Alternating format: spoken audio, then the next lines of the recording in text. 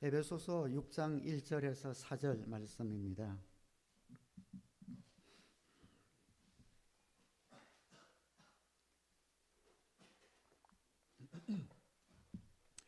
제가 봉독해 드리겠습니다. 자녀된 이 여러분, 주 안에서 여러분의 부모에게 순종하십시오. 이것이 옳은 일입니다. 내 부모를 공경하라고 하신 계명은 약속이 딸려 있는 첫째 계명입니다. 네가 잘되고 땅에서 오래 살 것이다 하신 약속입니다. 또 아버지 된 이 여러분, 여러분의 자녀를 노엽게 하지 말고 주님의 훈련과 훈계로 잘 안 보이죠? 훈계로 가르십시오. 기르십시오. 기르십시오. 저 눈이 좋다고 생각했는데 점점 좀 안 보이기 시작하는 것 같으네요.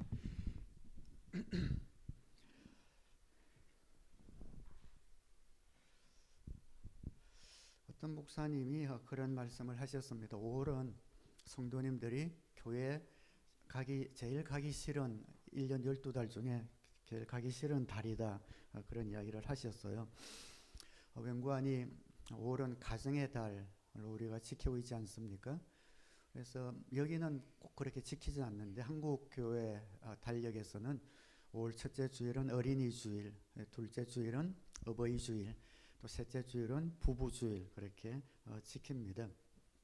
근데 어린이 주일 때는 또 아이들이 없는 가정이 있죠. 그런 가정들이 눈물 흘리는 주일이고, 또 어버이 주일은 부모님이 안 계신 그런 가정이 또 눈물 흘리는 주일이고, 부부 주일은 또 어떻게 홀로 되신 혹은 부부 문제에 어려움 있는 가정이 눈물 흘리는 그런 주일이 되어서 교회 가기 싫은 달이다 그런 이야기를 하기도 했습니다.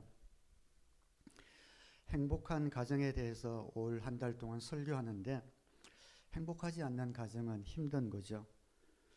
예수를 믿어도 가정생활에 어려움을 겪는 가정들이 많이 있습니다. 이 땅 살아가면서 어쩔 수 없이 겪는 그런 일들이 우리 가정 가운데 많이 있지요.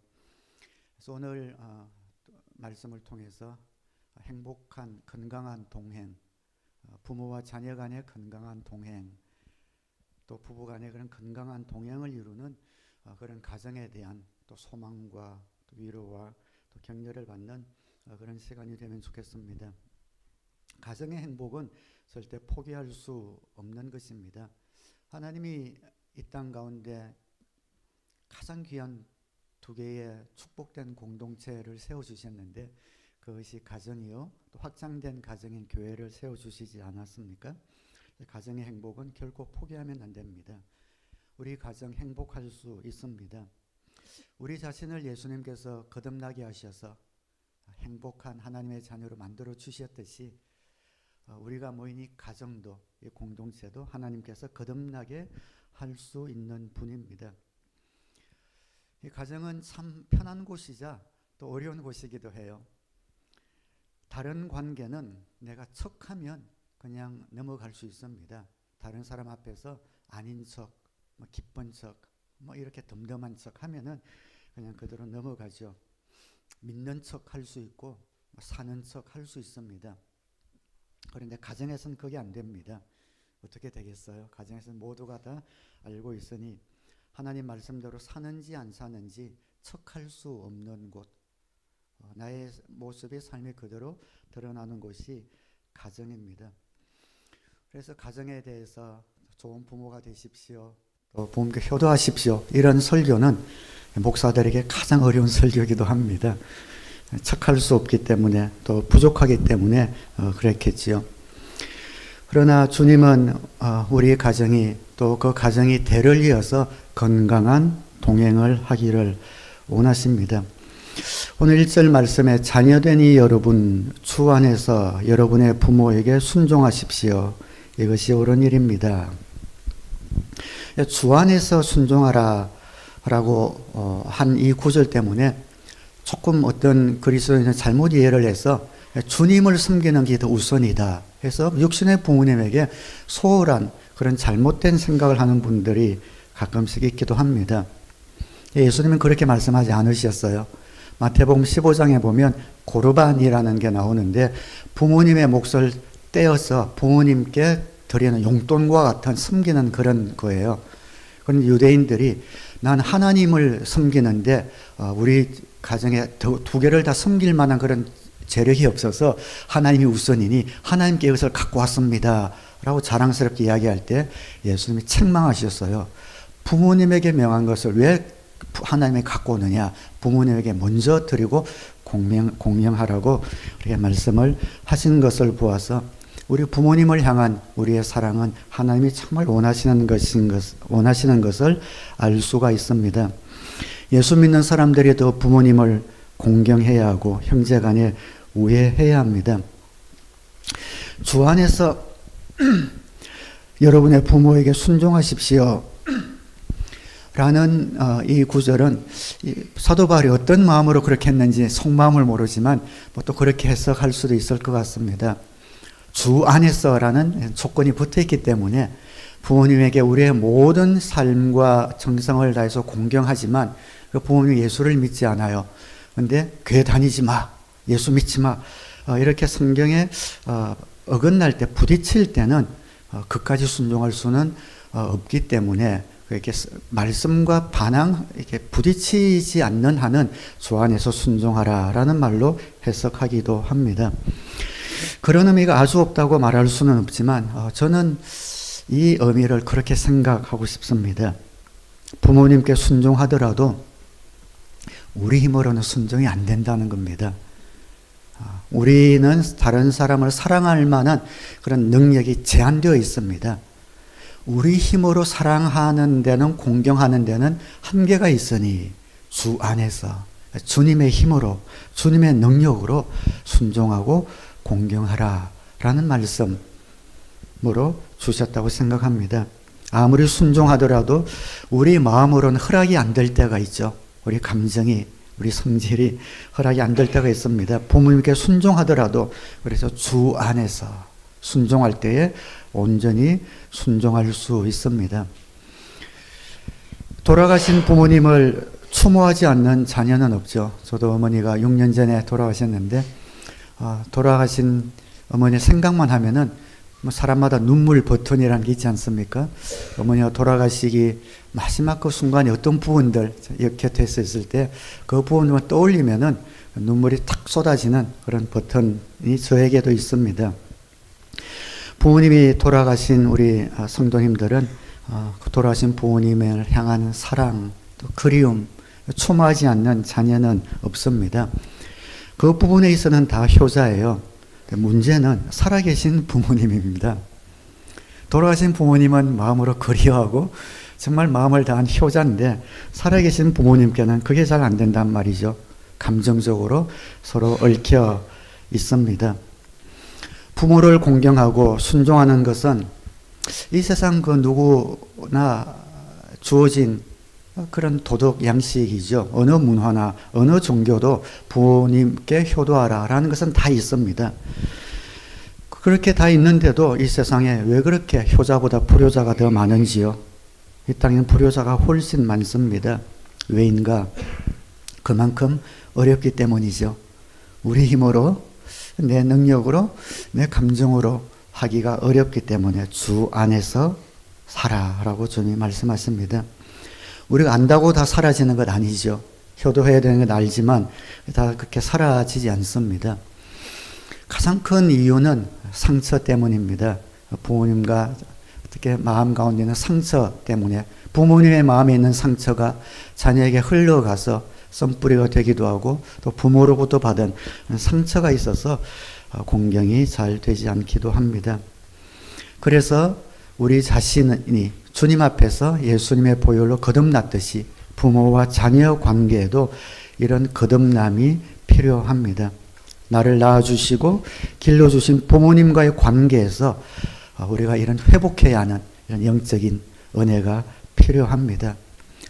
너무나 소중한 이런 관계이길래 소중하면 소중할수록 어둠의 영들, 악한 영들이 더 공격하는 것처럼 그 소중한 관계를 깨려고 하는 또 사탄의 역사가 있기 때문에 우리는 예수님의 보혈이 또 주님 안에서의 은혜가 그 관계 내에서도 필요합니다.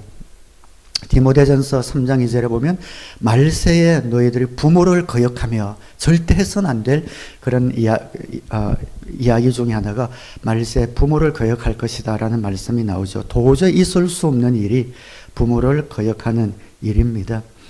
그래서 우리가 부모님과 자녀의 관계를 작게 소홀하게 생각할 수 없습니다. 부모와의 관계가 회복되고 통하지 않으면 하나님께서 주시는 그런 복이 흘러나올 수가 없습니다. 그래서 오늘 어버이날을 또 마더스데이를 맞이해서 우리의 마음을 한번 또 점검하면 좋겠습니다. 나와 부모님과의 관계 뿐만 아니라 나와 시부모님과의 관계, 또 처가집과의 관계 모두 마찬가지입니다. 모두가 다 우리가 해결해야 할 그럴 문제이고, 이 문제는 나의 힘으로 되지 않기에 주 안에서 주님의 능력으로 거듭나서 하라고 우리에게 말씀해 주고 있습니다. 2절 말씀에 내 부모를 공경하라고 하신 계명은 약속이 딸려 있는 첫째 계명입니다. 그러니까 이 계명은 10계명을 이야기해요. 10계명에 보면은 5계명이 이제 부모를 공경하라라는 계명이죠.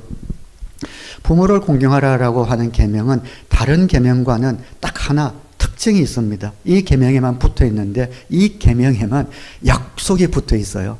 다른 어떤 계명에도 없는 약속이 딸려 있는 계명이 바로 이 계명입니다. 10계명 중에서 1계명부터 4계명까지는 하나님을 향한 그런 계명이잖아요.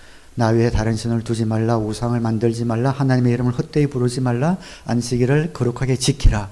5계명부터 10계명은 우리 인간 관계에 관한 계명이죠. 근데 살인 이런 중한 이런 계명보다 맨 앞에 부모에게 공경하라는 계명이 맨 앞에 나와요. 그래서 살인, 도적질, 간음, 이웃의 것을 도둑질하지 마라, 탐내지 말라라는 것이 따라 나오고 있죠. 이 계명을 주신 출애굽기로 가면 이렇게 기록되어 있습니다. 출애굽기 20장 12절에 너희 부모를 공경하여라. 그래야 너희는 주 너희 하나님이 너희에게 준 땅에서 오래도록 살 것이다. 다른 계명에는 복이 붙어 있지 않습니다. 그런데 하나님이 부모 공경이 구속사적인 견지에서나 이 인륜의 어떤 경지에서나 어떤 면에서든 너무너무 중요하기 때문에 이 계명만은 너희들이 지키기를 바라서 현상금까지 붙여서 우리 지키라고 명령해 주신 겁니다. 이 당시에 가장 귀한 것은 땅이었어요. 이스라엘 백성들은 땅이 없어 유랑하고 있지 않습니까? 그들이 학수고대하는 것은 정착하여 살 가나안 땅이었습니다. 이들에게 가장 필요한 것을 주님이 주시겠다 약속한 거예요. 땅을 주겠다. 너희가 준 땅에서. 그리고 이때는 지금은 100세 시대지만 이때는 오래 살지 못했습니다. 그래서 장수하는 복, 우리 인간에 가장 필요한 그 복을 이들에게 주셨다고 생각하시면 되겠습니다. 부모님을 공경하는 것이 너무 중요하기 때문에, 그리고 4계명까지 하나님을 향한 계명과 인간 사이의 관계를 맺는 그런 계명의 가운데 계명, 그 두 계명을 잇는, 매듭짓는, 이어주는 그 계명이 바로 부모님을 공경하는 그런 계명입니다. 하나님은 이스라엘 백성들과 부모와 자녀의 관계를 맺지 않았습니까? 아비처럼 내가 자녀를 대하듯이 너희를 대했다라고 말씀하시고, 하나님이 이스라엘 백성을 자녀로 품으시고 그 자녀들이 부모님의 말씀과 훈계 안에서 거룩한 백성이 되어서 그 백성뿐만 아니라 이방의 모든 민족들에게 하나님을 섬기는 자녀들이 어떤 복을 받는지, 어떤 유익과 혜택이 있는지 보여주는 복의 자녀로 삼아 주신 것처럼 오늘 그 계명에 부모와 자녀의 계명을 넣어서 이 자녀가 그 부모님을 사랑하는 것이 인간들이 하나님을 공경하는 것과 같은 계명이고, 이 계명을 통해서 하나님을 모르는 많은 사람들이 하나님이 어떤 분이신지 알게 되는 복의 통로가 될 것이라는 구속사적인 그런 의미도 들어가는 귀한 계명이 되겠습니다. 하나님 말씀을 그대로 순종하면 그대로 이루어집니다. 우리가 주님의 말씀을 그대로 믿고 순종하고 우리 부모님께 효도하면 우리가 잘 됩니다. 효도하는 자녀들이 잘되고 효도받는 부모들이 건강하고 밝습니다.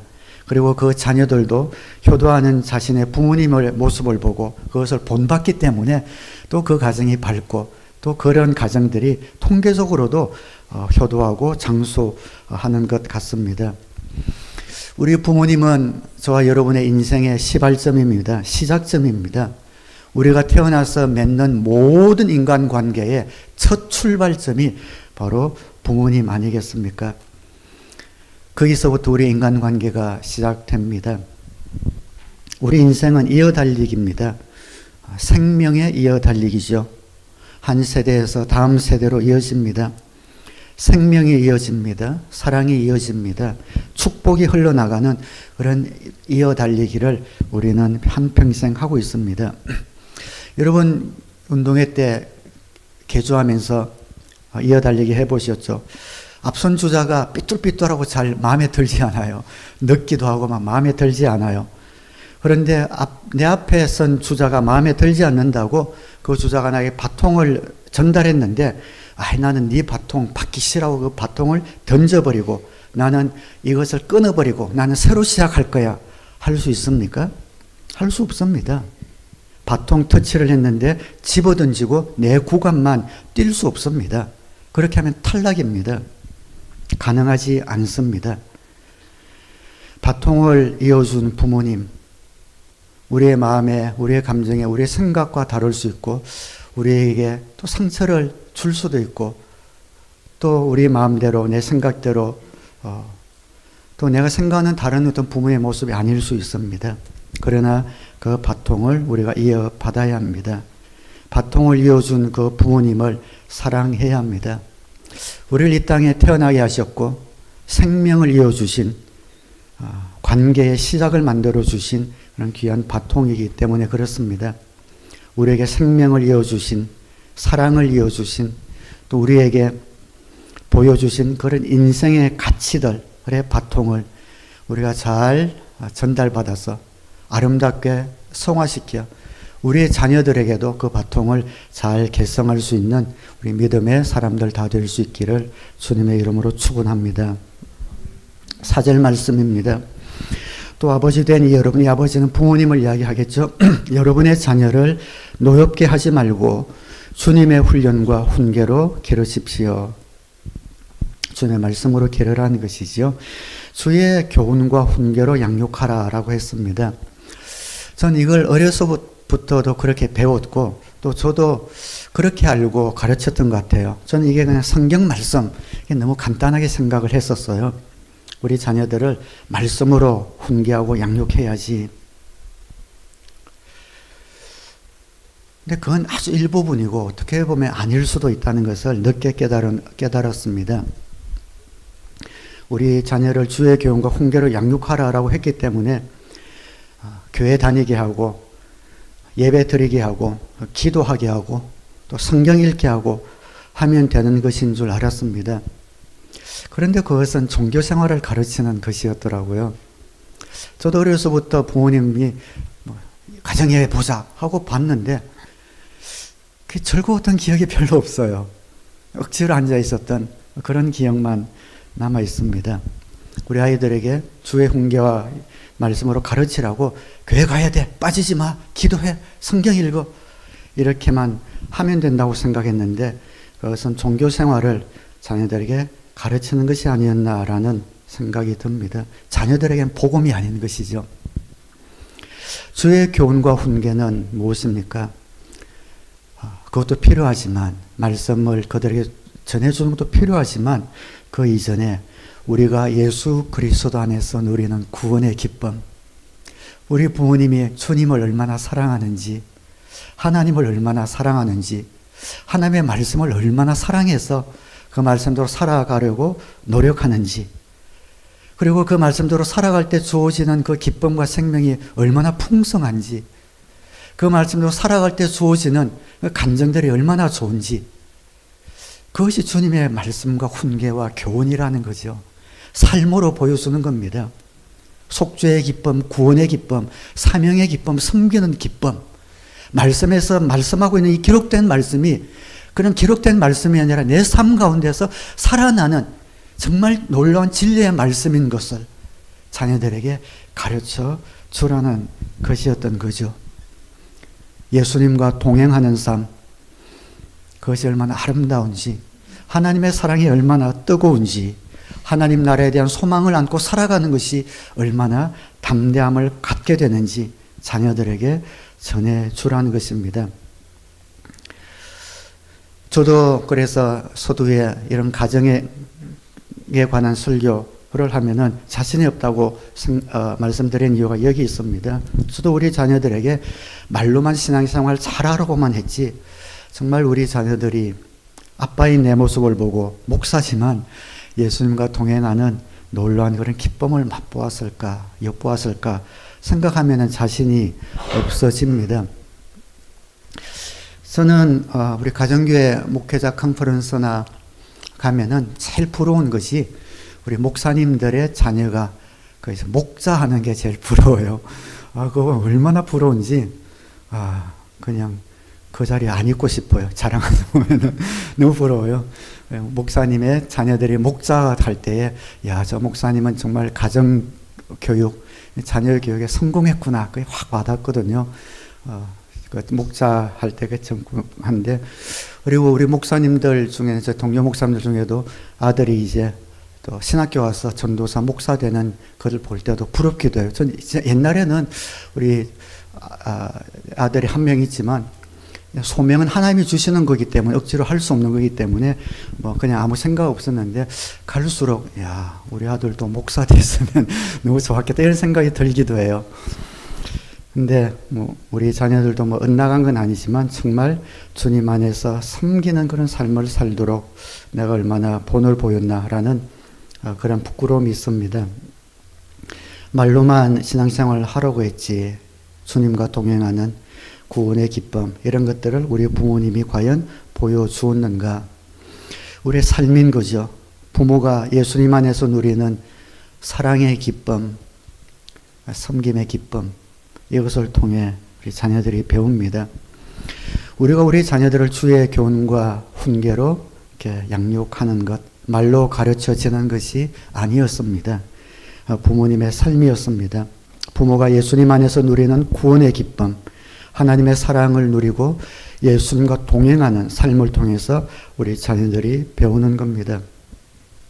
그런데 조건이 하나 있어요. 자녀들이 그걸 배우는데 자녀들과 부모와의 관계가 좋아야, 다른 말로 하면 부모와 자녀가 마음으로 통하는 관계여야 이것도 가르쳐줘요. 그래서 자녀에게 주의 교훈과 훈계로 가르치라고 하기 전에 내 자녀를 노엽게 하지 말고 붙어 있는 겁니다. 이걸 먼저 말씀한 겁니다. 자녀에게 부모를 향한 환한 마음이 있으면 아무리 가르쳐도 소용이 없기 때문이에요. 부모를 향한 그런 감정이 막혀 있으면, 화나 있으면은 아무리 좋은 것을 가르쳐도 소용이 없습니다. 자녀에게는 다 가정하게 여겨지고 말씀이 그 마음에 전혀 들어가지 않습니다. 자녀 마음에 상처가 생기면, 그래서 그 마음이 쓴뿌리가 들어가서 닫아져 버리면 그 후에는 가르치는 것을 포기해야 될지도 모릅니다. 오랜 시간이 회복되는데 걸리게 되는 거죠. 물론 주님의 능력으로 주님 앞에 무릎 꿇고 나아갈 때 주님께서 들어주시지만 상처가 될 때에 자녀에게 부모가 그 말씀대로 살지 않는 그런 모습을 보여주고 화난 마음이 가득 차 있을 때는 어떤 것도 전수가 되지 않습니다. 그때는 오늘 우리 강영철 목사님도 기도 가운데 말씀해 주시면 이 땅 가운데 어둠의 영들이 있지 않습니까? 그때는 이 가정이 너무 소중하기 때문에 어둠의 영들이 자녀들을 사로잡기 시작하고 그 마음에 또 더 쓴뿌리를 만드는 작업을 하게 되는 거죠. 그래서 우리 부모님들은 자녀들 마음에 상처를 남기면 안 됩니다. 우리가 물론 부족해서 알게 모르게 남기지만 정말 주님의 사랑이 흘러나갈 수 있도록 나의 감정, 나의 일관성 없음, 이런 것들로 인해서 우리 자녀들에게 상처가 생기지 않도록 정말 주님 앞에 기도하고 주 안에서 우리가 훈련 받아야 합니다. 그리고 상처를 남기지 않기 위해서는 우리 부모님들 마음이 먼저 치유받아야 되겠지요. 내 안에 상처가 있으면 그 상처는 어떤 방법으로든 흘러나갈 수밖에 없기 때문에 우리 부모님이 먼저 상처를 주님의 보혈로 성령의 기름 부으심 안에서 치료받아야 합니다. 우리 마음이 너무 소중합니다. 무릇 지킬 만한 것보다 너희 마음을 지키라라고 말씀하신 이유가 있더라고요. 하나님께서 우리 가운데서 건드리지 않는 유일한 것이 하나 있다면 마음입니다. 하나님 우리 생명도 건드리세요. 우리 생명도 하나님이 주셨다가 빼앗을 수도 있고 마음대로 하실 수 있으세요. 우리의 소유도 주실 수도 있고 빼앗을 수도 있으세요. 그런데 내 마음만큼은 하나님도 절대로 임의로 하지 않으십니다. 우리 스스로 하나님 앞에 순종해 오기를 원하시고 우리 마음이 자원해서 하나님을 사랑하고 섬기길 원하시지 우리 마음도 다른 것처럼 좌지우지 흔들지 않으신다는 거죠. 강제하지 않으신다는 겁니다. 그래서 우리 마음이 너무 중요해요. 그래서 이 마음을 주님 앞에 순전히 드릴 수 있도록 우리가 보호하고 가꾸는 것이 필요합니다. 그런데 이 마음을 우리가 죄짓고 마귀에게 넘겨버렸지요. 우리는 우리가 생각하는 대로 사라질 것이라고 생각합니다. 그런데 내가 생각하는 대로 사라지는 것이 아니고 내 마음이 어떤지에 따라서 우리 인생이 결정됩니다. 내가 계획하고 생각하면 될 것 같지요? 택도 없습니다. 내 마음의 상태에 따라 내 인생의 방향이 결정되어지더란 겁니다. 그런데 이 마음이 엉망진창인 거예요. 병들어 있습니다. 그러니 가는 길의 방향이 올바르지 않습니다. 많은 가정에서 특히 부모와 자녀의 관계가 이렇습니다. 서로 병들어 있기에 마음이 병든 자는 자기만 병든 것이 아니죠. 자기 주위에 있는 사람들을 병들게 하지 않습니까? 그래서 우리 마음을 지켜야 합니다. 주님 나의 마음을 이 한 시간 오늘 바라보시고 또 점검해 주셔서 다시 주님께로 내 마음을 향하게 하시고 내 마음에 찌든 모든 때와 욕심과 탐욕, 이기심들을 버리게 하시고 내 마음의 상처들을 치유하여 주옵소서에서 우리가 시작하는 겁니다. 자녀를 그래서 노엽게 하면 안 됩니다. 왜 자녀를 노엽게 하는가? 우리 인간적인 근심, 걱정 때문이죠. 세상적인 가치관으로 자녀들을 계속 다그치기 때문입니다. 내 생각대로는 이렇게 행복해하고 부모님의 생각을 주입하고 다그치기 때문에 자녀의 마음이 다칩니다. 자녀들의 마음을 다그치고 마음을 다치게 하고 인생을 무너뜨리는 일을 참 아이러니하게도 가장 사랑한다는 부모님이 하고 있는 거죠. 자녀를 양육할 때 가장 힘든 것은 아이들이 참 말을 안 듣는다는 것 아닙니까? 그런데 아이가 말을 안 듣는다라고 하기 전에 나는 아이가 들을 만한 말을 하고 있는가? 내 말이 그 아이에게 전달될 만한 삶을 나는 살고 있는가? 그것을 한번 보아야 합니다. 자녀를 사랑하지만 그 사랑이 과도하게 집착이 되면 아이를 망하게 합니다. 권위를 보여주어야 하지만 권위주의로 가면 아이들과의 관계가 깨어집니다. 자녀가 부모를 공경하는 것처럼 부모는 자녀를 잘 돌보아 주어야 할 책임이 있습니다. 이것이 한 세대에서 다음 세대로 이어지는 행복하고 건강한 동행입니다. 그래서 이 말씀을 시작할 때 주 안에서 이 단어가 전 핵심이라고 생각해요. 주 안에서. 주님을 떠나서는 내 힘과 내 능력으로는 양육할 수 없음을 고백하고 인정하고 주 안에서 내가 먼저 주님 안에서 회복되고 변화되고 상처를 치유받고 내 마음이 주님의 말씀으로 채워져서 그냥 주지 않아도 흘러날아갈 수 있는 그런 부모가 될 때에 이런 아름다운 동행이 우리 가정 가운데 일어나지 않을까 생각합니다. 한국은 어린이날이 5월 5일이죠. 그리고 어버이날이 5월 8일, 3일 차이밖에 나지 않습니다. 아이들이 어렸을 때는 우리 부모님이 아이들의 인생을 이끕니다. 그런데 나이가 들면 자녀들이 이제 부모님의 인생을 이끌어 드리는 때가 오지요. 그래서 이런 생명이 이렇게 바통을 이어받아서 계속 개성이 됩니다. 부모님이 아이들을 이끌어갈 때 사랑으로 잘 이끌었다면 나중에 연세가 될 때 또 자녀들이 부모님의 인생을 섬기고 이끌어갈 때에 또 아름다운 또 바통이 또 개성이 그렇게 되지 않겠습니까? 전 아버지가 아메니다에 계신데 좀 심심하실 것 같기는 해요. 오늘 그 친구들도 많이 있긴 한데 귀가 안 들리셔서 친구도 잘 못 사귀시더라고요. 그래서 보청기를 껴도 잘 안 들리니까 귀찮아서 빼고 이제 다니시고, TV도 소리도 잘 안 들리시니까 TV도 안 보시고 하루 좀 무료하실 텐데 그래도 이렇게 잘 지내셔서 그게 얼마나 감사한지 모릅니다.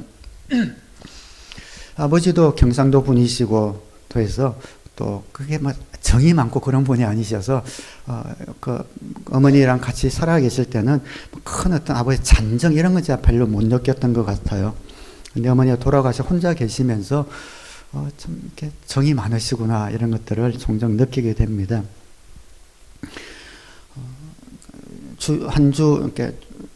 주중에 한 번은 찾아뵙고 식사를 하려고 노력을 하고 있습니다. 근데 뭐 물어볼 거나 또 편지가 오거나 뭐 정부에서 편지가 오면은 그때 저한테 물어보시기도 하고, 뭐 영어 뭐가 오면은 이게 뭐냐 하고 카톡으로 찍어 보내시기도 하고 그러시거든요. 그런데 주말에는 연락이 전혀 안 오세요. 처음부터 지금까지 몇 년간 금토일은 연락이 전혀 안 오셔요. 전 그걸 인지하지 못하고 있었는데 언젠가 식사할 때 그렇게 저한테 말씀하시더라고요. 주의 종에게는 주일을 준비하는 금요일, 토요일이 제일 중요하지 않냐. 그때는 네가 말씀 준비하는데 방해될까봐 난 어떤 연락도 너한테 안 보낸다고 그렇게 말씀하시더라고요. 마음이 좀 찡했어요. 아버지 시간 그래 보내세요 하는데 잘 안 보내세요. 식사하면은 목회하는데 돈이 어디 있냐면서 아버지가 좀 더 많이 사세요. 또 음식을 불효자식이죠. 대접해야 되는데 아버지 음식을 식사비를 더 많이 내시기도 합니다. 그러면서 동생과 함께 식사하면은 저한테 동생 보고 내라고 해요. 형님은 목회하는데 돈이 어디 있냐고, 니는 그래도 이렇게 장사라도 안 하지 않냐고요 하면서 동생한테 내라고 해요. 실제는 돈이 더 없는데 동생이 더 거진데 동생 보고 내라고 하면은 전 아무 말도 안 하고 가만히 있습니다. 어쨌든 그렇게 하시는데 지난주에 이제 만나서 흑염소탕이 드시고 싶다고 해서 썰이 이간에 가서 흑염소 전골을 맛있게 먹었습니다.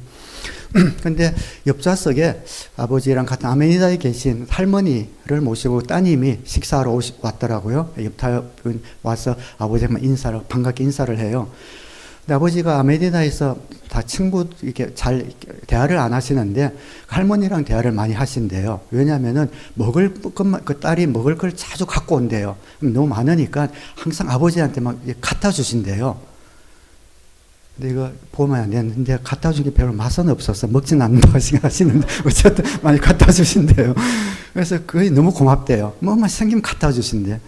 그래서 너무 고맙다고 식사를 다 하고 나갔는데 아버지가 내가 매일 얻어 먹는데 오늘 저 두 분 그 식비를 내가 계산하고 싶다고 나 몰래 계산하라고 그러시는 거예요. 그래서 계산을 했죠. 아버지 카드로 했습니다.